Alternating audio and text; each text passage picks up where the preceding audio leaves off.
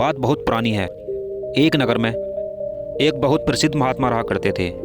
उस नगर में जब भी किसी को कोई परेशानी होती तो वह उस महात्मा के पास जाते और वह महात्मा उनकी परेशानियां दूर कर देते।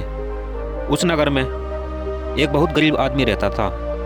वह मेहनत मजदूरी करके अपने परिवार को पाल रहा था। इत्तेफाक से वह महात्मा एक दिन उस गरीब आदमी के पास चले गए।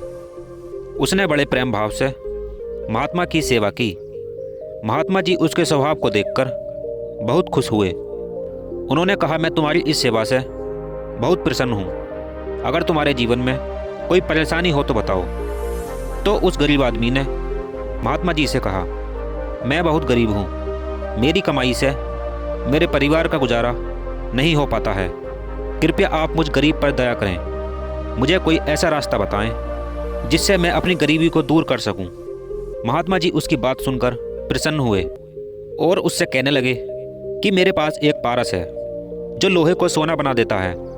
मैं तुम्हें 3 महीने के लिए यह पारस देता हूँ। इतने समय में तुम जितना चाहो उतना सोना बना लेना।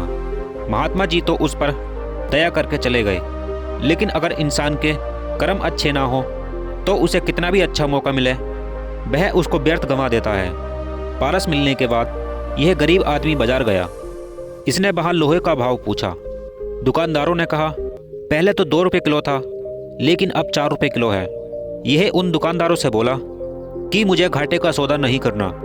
जब 2 रुपये किलो होगा तब खरीद लूँगा। इस मूर्ख आदमी को ये नहीं पता था कि 1 किलो सोने का कितना रुपया होता है और यह घर लौट आया।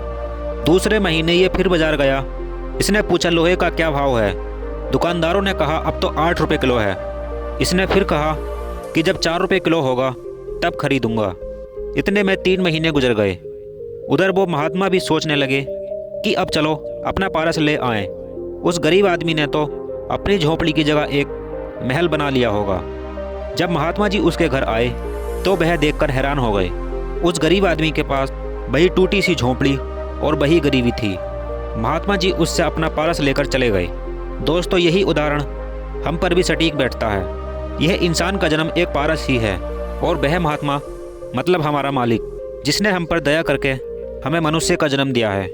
अगर हम मनुष्य का जन्म पाकर भी एक पशु की भांति जीवन गुजारें तो फिर हमसे अधिक बुरे भाग्य वाला कोई नहीं होगा।